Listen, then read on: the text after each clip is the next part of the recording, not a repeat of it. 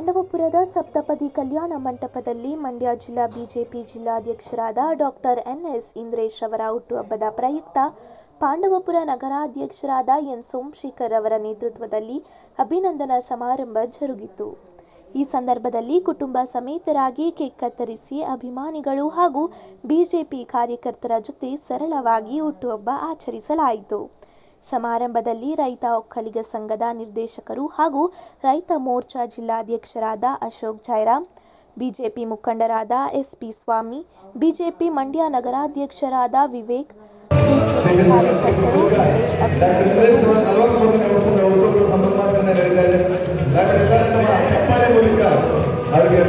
ಸಮರ್ಪಣೆ ಮಾಡಬೇಕು ಅಂತ ಮೂಲಕ ಮನವಿನ ಮಾಡಿಸುವುದರಿಂದ ಮೇಲುಗಡೆ ವಿಧಾನಸಭಾ ಕ್ಷೇತ್ರದಲ್ಲಿ ಒಬ್ಬ ಜನಪ್ರಿಯ ನಾಯಕರಾಗಿ ಹೊರಹೊಮ್ಮತಕ್ಕಂಥ ಚುನಾವಣೆಗಳು ಮಕ್ಕಳ ಮಕ್ಕಳು ಹಿರಿಯ ಮುಖಂಡರುಗಳು ನಾಯಕರುಗಳು ನಮ್ಮ ಮೇಲು ಹಾಗಾಗಿ ಎಲ್ಲರಿಗೂ ಕೂಡ ಒಂದು ದಿನ ನಮ್ಮ ಈ ಪಾಂಡವಪುರ ತಾಲೂಕಿನ ಬಿಜೆಪಿ ಕಾರ್ಯಕರ್ತರು ಮತ್ತು ಡಾಕ್ಟರ್ ಇಂದ್ರೇಶ್ ಅಭಿಮಾನಿಗಳಿಗೆ ತುಂಬ ಶುಭ ದಿನಾಂಕ. ಯಾಕೆಂದರೆ ಇವತ್ತು ಅವ್ರನ್ನ ಹುಟ್ಟುಹಬ್ಬ, 46ನೇ ವರ್ಷದ ಹುಟ್ಟುಹಬ್ಬ. ಅವರಿಗೆ ಆ ದೇವರು ಆಯುಷ್ ಆರೋಗ್ಯ ಮತ್ತು ಐಶ್ವರ್ಯ ಮತ್ತು ಈ ಒಂದು ರಾಜಕೀಯ ಜೀವನದಲ್ಲಿ ಯಶಸ್ಸನ್ನು ಕಾಣಲಿ ಅಂತ ನಾವು ಶುಭವನ್ನು ಹಾರೈಸ್ತೀವಿ.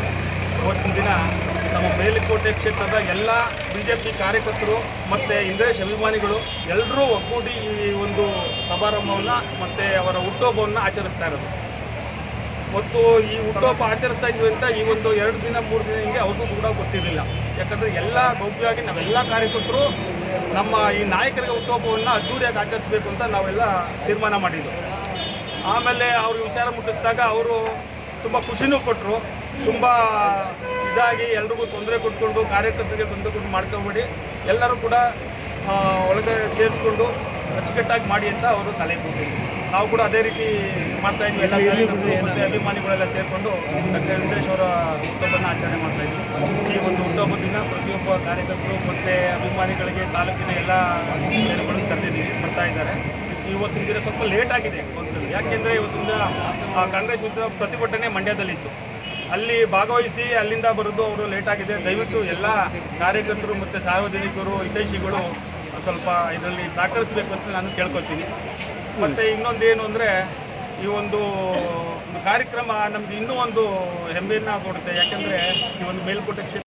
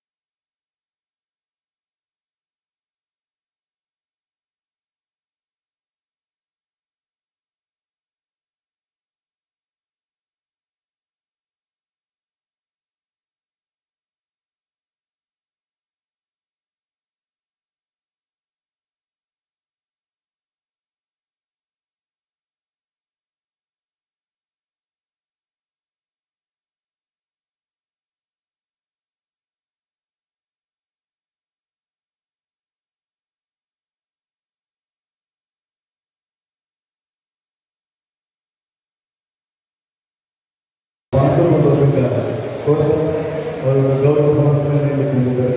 ಅವರಿಗೆ ಧನ್ಯವಾದಗಳು. ಅಶೋಕ್ ಜಯರಾಮ ಮತ್ತೆಲ್ಲ ಅವರ ಸ್ನೇಹಿತರಿಗೆ